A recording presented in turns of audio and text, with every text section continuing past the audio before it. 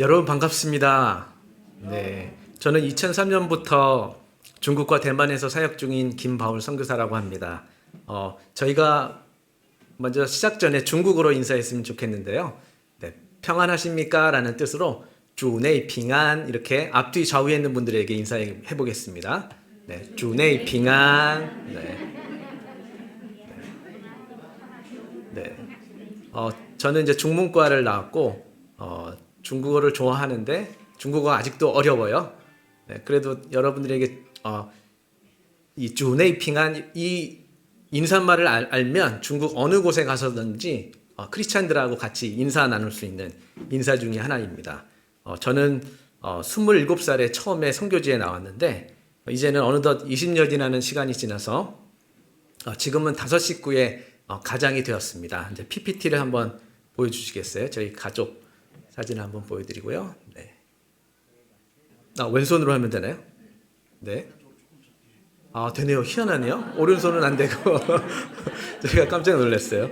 네. 저희 5식구고요. 저는 처음에 혼자 선교지에 나갔었는데 지금은 이제 13살, 11살, 4살, 막내까지 이렇게 5식구가 저희가 함께 살고 있습니다. 제 아내는 한국에서 태어난 대만 화교이고요. 대만 화교 하면은 한국 분들이 아시는 주현미, 하희라, 전지현 이런 분들이 있을 거예요. 네, 저희 아내도 그런 한국에서 자란 화교라서 중국어는 제가 중문과를 나왔지만 저보다 훨씬 잘 하고 있고요. 저희 가족들이 이렇게 함께 사역하고 있습니다. 오늘 함께 나눌 제목은 아까 이야기했던 것처럼 선을 행하면서 낙심하지 맙시다. 선을 행하면서 낙심하지 맙시다라는 제목으로 하나님 은혜를 나누기를 원합니다. 네. 이번에는 왼손으로 했는데도 안 넘어가네요. 넘어갔습니다. 네. 네, 함께 본문을 제가 읽었으니까 안 보고요. 이제 1956년 에콰도르의 원시 부족인 아우카족에게 복음을 전하러 정글로 들어갔던 5명의 선교사들이 있었습니다. 이들은 20대의 젊은 나이에 선교하다가 원주민들에게 창과 화살로 무참히 살해당하고 맙니다. 이 충격적인 소식은 당시 미국 신문에 대서특필되었고 신문사들은 5명의 청년이 무모한 도전을 하다가 죽임을 당했다고 평가했습니다. 하지만 이 이야기는 여기에서 끝나지 않습니다. 이 이야기의 결말은 제가 조금 있다가 알려드리겠습니다. 저는 1976년 서울 왕십리에서 태어났습니다. 지금은 이제 왕십리가 번화한 도시지만 제가 어릴 때만 해도 시골에서 일자리를 찾으러 오신 분들이 산동네와 한강 주변에서 판자촌을 짓고 살던 가난한 지역이었습니다. 판자촌 쪽방들이 밀집된 동네들은 지금의 눈으로 보면 위생관념도 없고 그곳에서 살아가던 사람들은 하루하루 근근히 노동일로 입에 풀칠하며 살아가던 곳이었습니다. 1984년도 제가 제 기억에 여름의 장마철에 비가 너무 많이 와가지고 친구들이랑 고무다라를 타고 놀러 다녔던 기억들이 있습니다. 그 당시 환경이 너무 열악했기 때문에 아이들의 인권은 말할 필요도 없었습니다. 잘못하면 부모님과 선생님에게 몽둥이로 실컷 얻어맞던 때였습니다. 지금은 상상할 수도 없었던 시대였는데 그런 낙후된 동네 집 앞 교회에 미국인 선교사님이 한 분 사셨습니다. 어느 날 미국인 선교사님이 계신 그 교회 공터 앞에서 동네 친구들이랑 야구 게임을 하고 있었습니다. 그런데 그만 제가 친 공이 선교사님의 유리창을 깨트리게 되었고 저희들은 그 당시에는 이제 양놈이라고 불렀죠. 외국인을 양놈이라고 불렀는데 양놈한테 맞을까봐 저희가 무서워서 숨었는데 그 선교사님이 유창하지 않으신 한국어로 이렇게 얘기하셨습니다. 애들아 창문 깨져도 괜찮으니 이 공 가지고 가렴. 제가 그 당시에는 굉장히 충격적이었어요. 한국 사회에서 그렇게 이야기하시는 분이 없었는데 그분의 행동이 이해가 되지 않았지만 어린 나이에 생각하기를 예수님 믿는 사람들은 뭔가 다르구나 그런 생각들을 하게 되었습니다. 그분이 바로 사진에 나오는 아이작 포스터 표수다 선교사님이십니다. 저도 나이가 들어서 인터넷을 통해서 제가 찾았습니다. 시간이 지나서 제가 중학생 때 경배와 찬양 집회를 갔다가 그때 하나님이 저를 중국 선교사로 부르심을 깨닫게 되었습니다. 그래서 중국 선교의 비전을 품고 대학을 들어갈 때 중문과에 입학했습니다. 대학에 들어가서 기독교 동아리에 들어갔는데 그 동아리에는 이제 온누리교회의 이재훈 담임 목사님, 그리고 이름만 대도 알 수 있는 많은 좋은 목사님들이 선배님들로 있었던 곳이었습니다. 일반 대학이었지만 신학교보다도 훨씬 더 열정적으로 저희가 제자 훈련을 했던 곳이었습니다. 그리고 대학 1학년을 마치고 이제 군대를 갔는데 하나님은 중국 선교사가 되기 전에 타문화 훈련을 받으라고 미팔군 부대에서 카투사로 군복무를 하게 하셨습니다. 그 당시 한국보다 잘 살던 미국이었기 때문에 미군 생활을 하면서 각 방마다 TV도 있고 냉장고, 침대, 에어컨 다 구비되어 있었어요. 근데 저는 그런 좋은 환경보다 더 좋았던 것이 한국 사람들과 다른 타문화 사람들하고 함께 생활하면서 타문화 선교를 준비할 수 있어서 너무 좋았습니다. 군 제대 후에 제가 선교의 비전을 잠시 잊어버리고 저희 형이 미국에 있었는데 형을 따라서 미국에서 아메리칸 드림을 꿈꾸고 있었던 시대에 이제 미국을 가려고 비자를 받아놓고 준비하고 있었던 그때 갑자기 중국에서 선교 사역하시던 이모부께서 저한테 중문과니까 중국어 통역이 중국에서 필요하기 때문에 함께 가달라는 요청을 하셨습니다. 그래서 제가 중국에 따라갔는데 그곳에서 하나님이 중국 선교사로 저를 다시 부르셨습니다. 이게 그때 사진들이고요. 왼쪽은 제가 미팔군에 있을 때고 오른쪽 끝에 보면 저희 이모부 옆에 제가 있는데 그 당시에 중국 가정교회 신학교 졸업식을 갔다가 제가 너무 감동을 받았어요. 그래서 그 부르심에 응답하기 위해서 방학 기간마다 중국을 오가며 사역에 참여했습니다. 학기 중에는 이제 이랜드 출신의 선교사님들이 세우신 비즈니스 선교단체에서 훈련을 받았고요. 비즈니스 선교 훈련은 이렇게 진행이 됩니다. 비즈니스 선교를 위한 자본금을 모으기 위해서 새벽 인력 시장에 나가서 이제 노동을 합니다. 막노동을 하면 비가 안 오는 날은 돈을 벌 수 있지만 비가 없는 날은 우산을 쓰고 나가서 노방전도도 하고 선교 전략을 공부합니다. 막노동으로 모은 돈을 가지고 이제 새벽 시장에 가서 옷을 떼어와서 길거리에서 이때가 90년대니까 90년대는 노점상으로 길거리에서 판매를 할 수 있었습니다. 그래서 하루에 돈을 가장 많이 벌었던 때는 죄송하지만 제가 금액을 밝혀서 죄송한데 하루에 350만 원을 벌었던 시대예요. 90년대인데 마치 이게 돈 주머니 가득히 1,000원짜리, 10,000원짜리로 가득 돈을 벌었는데 그때 베드로가 그물 가득히 물고기를 잡을 때 예수님이 베드로를 마치 사람 낚는 어부로 부르셨듯이 그날 하나님은 저를 사람 낚는 선교사로 또 한 번 부르셨습니다. 장사를 한 돈으로 이제 단기 선교를 저기 왼쪽에 보면 천안문 광장 앞에서 제가 단기 선교 갔던 사진인데 그 돈으로 단기 선교를 가고 매 방학마다 중국에 들어가서 사역을 해오다가 이제 방학 때만 하고 이제 대학을 2023년도 2월 28일 날 졸업을 했는데 졸업하고 다음 날 제가 중국에 들어가서 이제 정식 선교사로 사역을 시작하게 되었습니다. 중국의 대도시인 광저우에서 사역을 시작했는데 그곳에서 이제 하나님의 은혜로 큰 부흥을 경험하게 되었습니다. 2003년 당시 마치 지금 얼마 전에 저희가 지나갔었던 갑자기 코로나는 생각나는데 하도 지겨웠나 봐요. 사스, 예, 그렇죠. 그 코로나 같은 사스가 이제 발생해가지고 그 당시 제가 들어간 지 얼마 안 되자마자 외국인들이 중국을 다 떠나야 했습니다. 근데 그때 제가 나이가 어렸기 때문에 저를 후원해 주시는 분들이 별로 없어서 돌아올 비행기 값이 없었습니다. 그래서 그냥 중국에 남아서 교회 개척을 했는데 그런 저의 모습에 청년들이 엉뚱하게 감동을 해서 열심을 내기 시작해서 교회가 부흥하기 시작했습니다. 하지만 2년 후에 중국 서북부 지역으로 제가 단기 선교를 떠났다가 복음을 들어보지 못한 이슬람교를 믿는 회족들을 만나게 되었습니다. 인구 1,000만 명의 회족 가운데 한 개의 교회도 없는 곳입니다. 그곳에서 그 땅과 회족을 향한 하나님의 강한 부르심을 느끼게 되었는데 그래서 2005년도에 광저우에서 란저우라고 하는 지역으로 사역지를 옮기게 됩니다. 그곳에서 회족 사역과 청년 캠퍼스 대학 사역을 하면서 하나님의 은혜를 경험하게 되었습니다. PPT를 보시면 저희 집에서 모임을 갖는 건데요. 성탄 모임을 하면 한 100명이 넘게 모였습니다. 2000년대 초반만 해도 이렇게 많은 사람들이 집에서 모여서 모임을 해도 큰 문제가 되지 않았습니다. 그래서 하나님이 은혜를 부어주셔가지고 그곳에서 아주 즐겁게 재미있게 사역을 했습니다.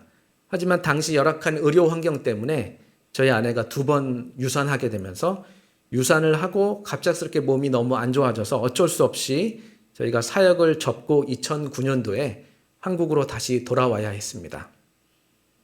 한국으로 돌아오면서 저는 많이 낙심했습니다. 중국에서 했던 청년 사역 그리고 대학생 사역은 크게 부응했지만 그에 비해 회족 사역은 단 한 명의 열매도 없었기 때문입니다. 영적인 회족 자녀가 하나도 없을 뿐더러 2번의 유산으로 인해서 육신의 자녀도 없었던 상태였습니다. 2009년 한국으로 돌아왔을 때 묵을 곳도 일할 곳도 없어서 낙심했었습니다.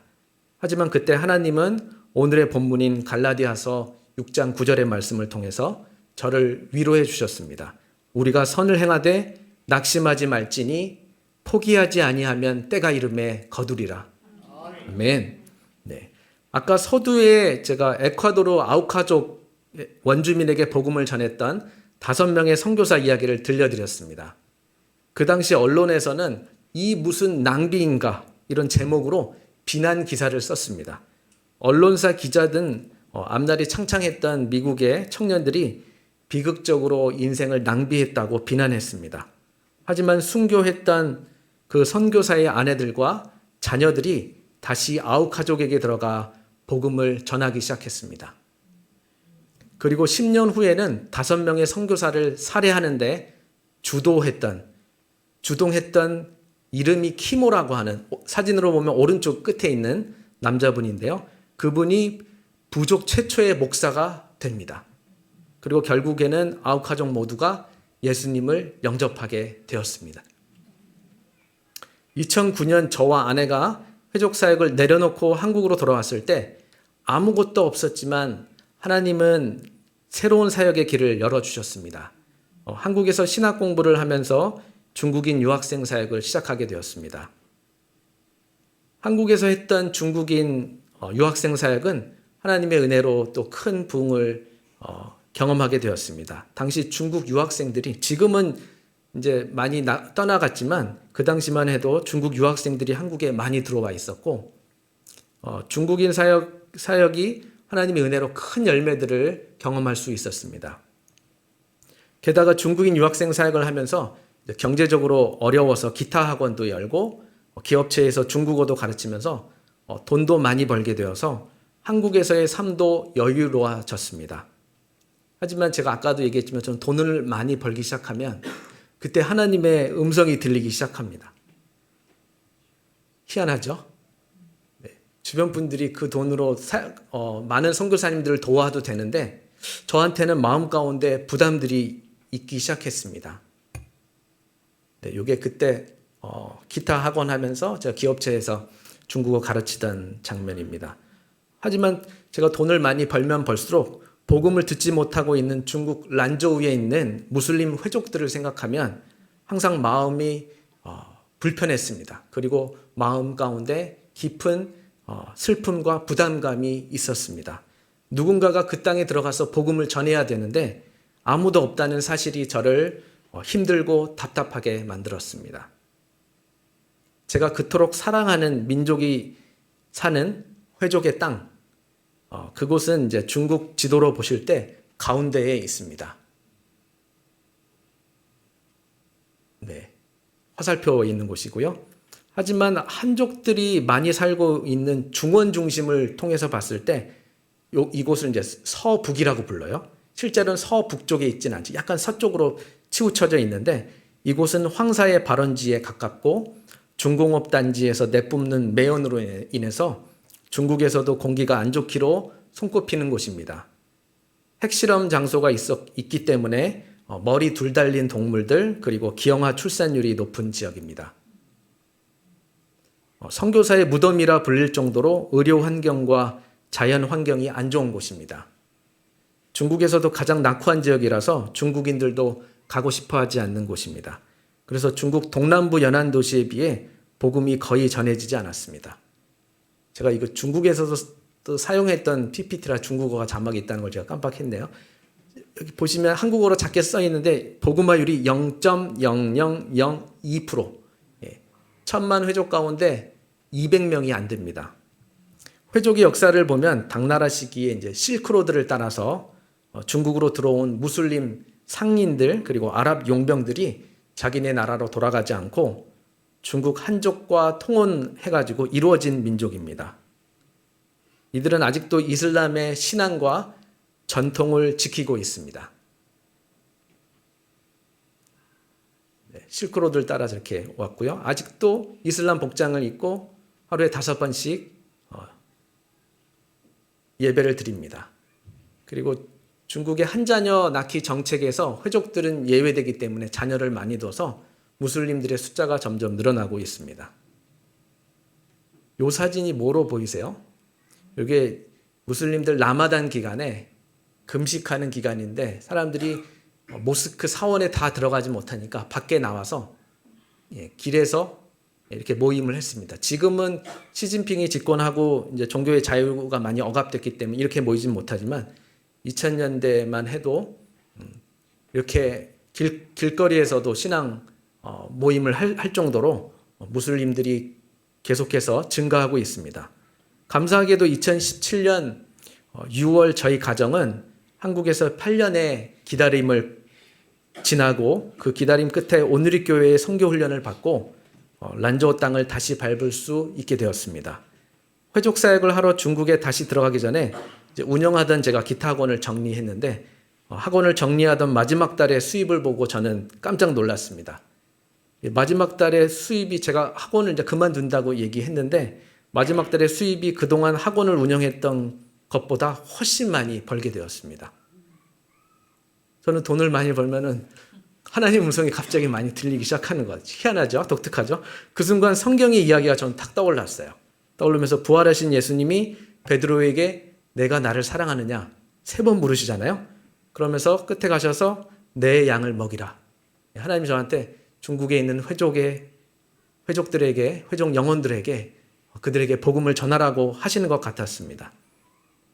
그래서 저는 그 자리에서 펑펑 울었습니다. 그 후 하나님의 부르심에 감격하여 다시 중국 서북부 지역으로 들어갔습니다. 그곳에서 이제 기뻤던 일은 2003년도 광저우에서 함께 사역하며 함께 지냈던 중국인 제자 아룬을 만난 일이었습니다. 왼쪽이 2003년도 사진이고 오른쪽이 2017년도 제자 양육을 하면서 제가 서북 지역에서 복음이 필요하기 때문에 서북을 가야 된다고 했는데 이 친구가 이미 저보다 먼저 서북 지역에 와 있었습니다. 그래서 제가 이 제자 아룬과 14년 만에 만났는데 그때의 날들을 제가 잊을 수가 없습니다. 저희 가정은 8년 만에 다시 밟은 땅에서 회족들을 만나며 사역을 시작했습니다. 그리고 대학 캠퍼스에서 청년들에게 복음을 전하며 사역도 시작했습니다. 이게 오른쪽에 보이는 친구가 저희가 처음으로 복음을 전했던 회족. 저희 가족 말고 저 왼쪽에서 2번째 대학생인데 이 학생을 어떻게 만났냐면 제가 대학교 안에서 우연히 길을 가다가 길을 물었는데 그 친구가 퉁명스럽게 저한테 얘기하더라고요. 근데 제가 외국인인 걸 알고 그것도 한국인인 걸 알고 너무 반가워하는 거예요. 알고 봤더니 한국 드라마를 너무 좋아하는데 한국 사람인 걸 알고 저와 되게 친해졌어요. 근데 그 친구가 한국 사람들이 더 젊어 보이잖아요. 서북은 태양빛이 강렬하기 때문에 피부 노화가 빨리 오기 때문에 더 늙어 보이는데 저를 보고 자기 또래인 줄 알고 이제 저랑 친해지고 근데 저희 집으로 초대했는데 저희 집에 와서 깜짝 놀랐어요.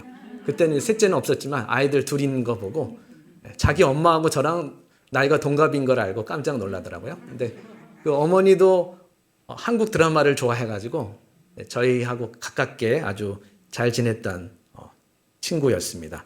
하지만 2017년도 다시 들어간 중국은 이전과는 너무도 달라져 있었습니다. 감시가 아주 삼엄한 곳으로 변해 있었습니다.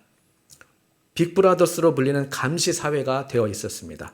대학가 곳곳에 CCTV가 설치되어 있고 강의실마다 도청 장치가 되어 있었습니다. 심지어 사람들이 많이 모이는 공공장소에서는 안면 인식을 넘어 몸 동작만을 가지고도 누구인지 식별해내는 기계가 도처에 깔렸습니다. 때문에 반국가적인 모임이나 종교적인 모임은 금방 발각이 됩니다. 감시망을 따돌리기 위해서 저희가 어떻게 복음을 전했냐면 외국어 동아리를 통해서 학생들을 만났습니다. 저희 가정하고 또 싱가포르 사역자, 중국 가정교회 사역자들이 의기투합해서 함께 사역을 했는데 외국인인 저는 감시 대상 1호이기 때문에 동아리 모임 시간에서는 예수님에 대해서 직접적인 언급을 할 수 없었습니다. 대신 제가 한국에 있으면서 기타 학원을 운영했잖아요. 그전에는 찬양만 알던 사람이 기타 학원을 운영해야 되니까 수많은 한국 가요 노래들을 배운 거예요. 그래서 거기서 한국어 노래와 그리고 제가 사역하면서 대학생들을 만나면서 여러 가지 가지고 있었던 프로그램들을 가지고 친밀한 교제를 통해서 저는 이제 복음을 전할 수 있는 그런 환경과 분위기를 만들어 줍니다. 그러면 중국인 사역자들이 1대1로 만나서 복음을 전하고 가정교회로 인도해 줍니다. 그렇게 사역해서 여러 명의 대학생들이 예수님을 영접했습니다. 중국에서는 2017년부터 크리스마스 명절을 지키지 말라고 정부가 명령을 내렸습니다. 시진핑이 집권한 이후부터는 성탄 트리와 성탄절을 상징하는 물건도 걸지 못하게 했습니다. 그래서 저희가 감시를 피해서 성탄절 모임을 어떻게 할까 고민을 했습니다. 뭐냐면 성탄절만큼 복음 전하기 좋은 시간은 없죠. 그래서 저희가 지혜를 달라고 하나님께 기도했는데 다행히도 2017년도 12월 23일이 동짓날이었어요. 그래서 동지 파티를 저희가 열고 성탄 모임을 했습니다. 표면적으로는 동지 명절을 경축하면서 중간에 이제 외국에서는 겨울을 어떻게 보내나 그런 이야기를 곁들이며 한국에서는 성탄절을 통해서 예수님의 생일을 기념한다. 그리고 선물을 교환한다라고 하고 저희가 선물을 이렇게 교환하고 예수님에 대해서 은근슬쩍 이야기하게 되었습니다. 근데 나중에 알았던 사실은 이 모임에 2명의 공산당원 학생이 모임을 감시하기 위해서 같이 있었다고 합니다. 하지만 표면적으로는 저희가 성탄 모임이 아니었기 때문에 문제없이 끝났습니다. 자유롭게 예수님을 믿을 수 있는 한국에서는 상상할 수도 없는 일들이 현재 중국에서는 일어나고 있습니다. 2017년 다시 밟은 중국 땅은 이전과는 너무 다르게 변해 있었습니다. 여기서 잠시 저희가 어떻게 지내는지 한번 사진을 보여드릴게요. 이게 택시예요. 택시를 탔는데 도둑이 많으니까 철장을 캐놨죠. 왼쪽에 저건 모처럼 보이세요? 양꼬치를 먹고 사람들이 꽂아놓은 거예요. 오른쪽에는 월병. 서북의 월병은 우리가 알고 있는 조그만 월병이 아니라 저렇게 얼굴만한 월병이 있습니다. 툭하면 단수가 되고 정전이 되는데 아이들은 너무 좋아해요. 촛불 켜놓고 밥 먹을 수 있다고. 근데 문제는 저희가 있던 곳이 공기가 안 좋았기 때문에 저희 아이들이 먼저 몸에 이상이 생기기 시작했습니다. 저희 딸은 등에 알 수 없는 피부병, 그리고 저희 아들은 눈병이 생겼는데 제가 있던 란조우 지역에서 제일 좋은 병원에 갔는데도 불구하고 의사가 원인을 알지 못한다고 했습니다. 그래서 저희 아들은 지금 시력이 많이 안 좋은 편이고요. 툭하면 이제 건조한 지역이지만 배수 시설이 제대로 안 돼 있어서 비가 조금만 내려도 저렇게 한강이 됩니다. 근데 저는 어릴 때 한국에서도 홍수가 많이 나기 때문에 익숙했습니다. 근데 가장 큰 문제, 중국이 가장 크게 변했던 것 중에 하나가 사드 문제로 인해 가지고 반한 감정을 넘어서 혐한 감정이 아주 심각했습니다. 어디를 가나 한국인인 것을 알면 불친절하게 대우했습니다. 심지어 식당에서 쫓겨나거나 택시에서 내려야 하는 일도 발생했습니다. 중국 땅에 복음을 전하러 갔는데 그곳의 사람들은 저희를 환영해 주지 않았습니다. 하지만 이런 낙심이 되는 상황에서 다시금 오늘의 본문의 말씀이 생각이 났습니다. 선을 행하면서 낙심하지 마라. 2017년도 5월 24일 날 사드 문제보다 더 큰 사건이 터집니다. 네, 이것은 한국 선교사에게 훈련을 받았던 2명의 중국인 선교사 사진인데요. 이 2명의 중국인 20대 젊은 선교사들이 파키스탄에서 이슬람 극단주의자들에 의해서 살해당하게 됩니다. 이 일을 계기로 중국 공안에서 조사가 시작되었고 관련된 선교사들을 추방시키기 시작했습니다. 그리고 2018년도에는 중국의 종교법이 바뀌면서 대대적으로 중국에 있는 선교사들을 추방하기 시작했습니다. 2018년도 후반에는 저희가 살고 있던 란저우에서도 바람이 불기 시작해서 선교사님들이 한 가정씩 추방당하기 시작했고 저와 함께 한 팀으로 사역하던 선교사님도 비자 연장을 해주지 않아서 쫓겨나게 되셨습니다. 그때 제가 속한 선교단체뿐만 아니라 한국의 많은 선교단체들이 더 이상 중국에서 사역이 어려워졌다는 것을 인식하고 선교사들을 철수하기 시작했습니다. 중국에서 사역했던 한국인 선교사 5,000명 가운데 3,000명 정도 되는 선교사님들이 한국으로 돌아오셔야 했습니다.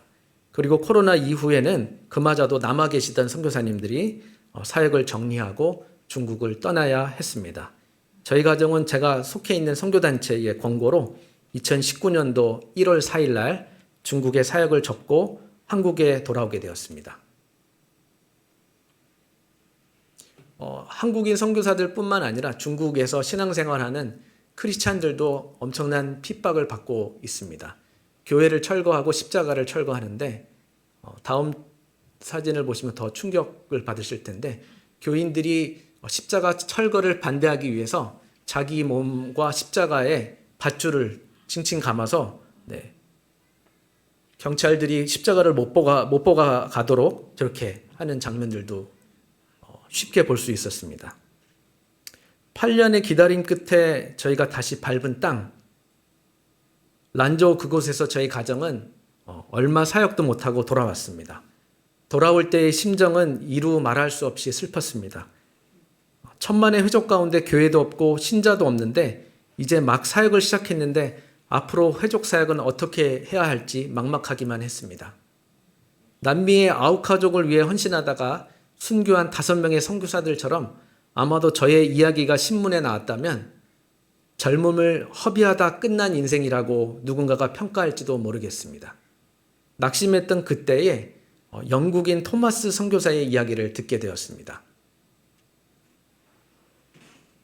토마스 선교사는 이제 중국에서 사역하다가 아내가 병으로 죽고 선교회도 탈퇴하고 선교의 방향을 잃어버렸던 때, 그것도 1866년도 그때에 이제 선교사를 이제 그만해야겠구나. 아내도 죽고 중국에서 사역도 잘 안 되고 힘드니까 이제 직업 통역관이 되어서 미국 상선 제너럴 셔머너를 타고 조선에 오게 됩니다. 그때 평양 대동강변에서 허무하게도 조선의 군인들에게 붙잡혀서 참수당하게 됩니다. 하지만 그 허무해 보이는 토마스 선교사의 이야기가 그가 전해준 성경책을 통해서 1907년 평양 대붕운동으로 연결됩니다. 그 전해준 성경책을 통해서 지금 보이시는 교회가 세워졌습니다. 이처럼 하나님의 선교는 우리의 상상을 초월합니다. 하나님은 낙심해 있던 저에게 오늘의 본문의 말씀, 우리가 선을 행하되 낙심하지 말지니 포기하지 아니하면 때가 이름에 거두리라. 이 말씀으로 하나님은 저를 위로해 주셨습니다.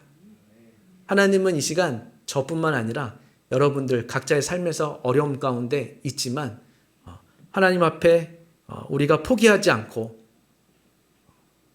낙심하지 않다면 하나님께서 언젠가는 이루실 거라고 말씀해 주십니다. 2019년 란저우에서 사역을 마치고 한국에 와보니까 이미 중국에서 추방되어 나와 계신 선교사님들이 많이 계셨습니다. 그분들과 함께 10개월의 준비 기간을 걸쳐서 저희 가정이 대만으로 오게 되었고요. 하나님이 저희를 대만 땅으로 다시 재파송해 주셨습니다. 대만은 2350만 명의 인구를 가진 나라입니다. 기독교 인구가 7%가 넘는 나라입니다. 선교적으로 보면 선교사가 그다지 필요해 보이지 않는 나라입니다. 그래서 저는 대만에 갈 때 별로 마음이 무거웠습니다. 왜냐하면 회족들에게 복음을 전하지 못한다는 것도 힘들었고 이미 교회들이 있는데 굳이 대만에 가야 하나? 그런 생각들도 하게 되었습니다. 하지만 대만은 13억 중국인과 8천만 화교들에게 세계 선교를 위한 아주 중요한 교두보가 되는 나라입니다. 대만에서 선교 중국 사역을 통해서 수많은 중국 가정교회와 화교교회들이 연결되어서 선교 중국, 세계 선교를 감당할 수 있는 곳입니다. 잠깐 저희가 설교를 마치기 전에 짧게 대만에서 하고 있는 사역들을 알려드릴 건데요. 요거는 저희 제주도의 저희 선교센터가 원래는 중국인들을 데리고 와서 제주도가 무비자이기 때문에 선교 훈련을 시키려고 했는데 지금 중국 사람들이 오지 못하는 상황인데 오히려 전 세계에 흩어져 있는 화교, 중국인들이 8천만 명인데 이 사람들을 선교사로 훈련시키고 있습니다. 지금은 저희가 코로나 때문에 다 인터넷으로 줌으로 저희가 사역들을 진행하고 있고요.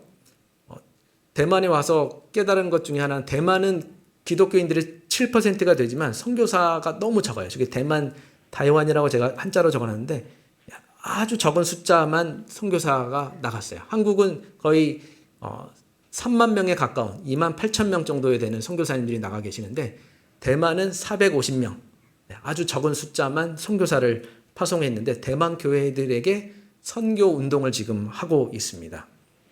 그래서 저희 7명의 선교사가 지금 이제 한 분이 더 오실 건데 제가 이 청년들한테 보여주려고 옷을 좀 이상한 거를 입혀가지고 좀 죄송하네요. 네. 저희가 7명의 선교사들이 팀을 이루어서 함께 사역을 해오고 있고요. 네, 저희가 대만에서 작은 사무실을 얻어서 저희가 두란노 해외 선교회를 대만에 세웠습니다. 대만이 이미 조직사회이기 때문에 공식적으로 국가에다가 신고를 안 하면 종교활동을 할 수는 있지만 어떤 법적인 부분에서 제재에 당하는 부분들이 많이 있어서 저희가 협회를 만들고 저희가 하는 사역이 지금 선교 동원 운동들을 하고 있습니다.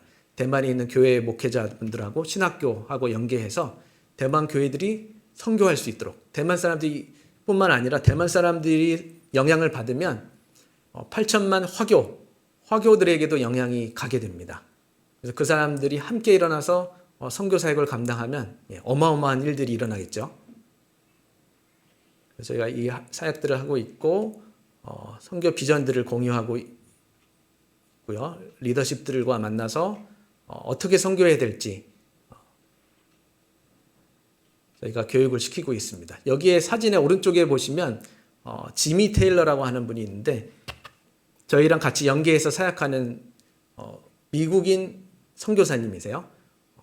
허드슨 테일러라고 들어보셨나요? 중국 선교의 아버지. 지금부터 200년 전에 허드슨 테일러라는 선교사님이 내지 선교회를 세우고 중국으로 수많은 선교사들을 보냈는데 그분의 5대손이에요. 5대손이 이분은 이미 대만에서 오랫동안 사셨기 때문에 대만 사람 같아요. 본인은 자기를 표현할 때 계란 달걀이라고 표현해요. 겉은 하얀색인데 안은 노란색, 황인종이라고. 이분들과 함께 저희가 사역들을 하고 있고요. 올해 2024년도에는 로잔 대회가 전 세계에서 가장 큰 복음 전도 대회가 있는데 그 대회를 저희가 대만 교회와 아시아 교회들이 연합해서 열려고 지금 준비하고 있습니다.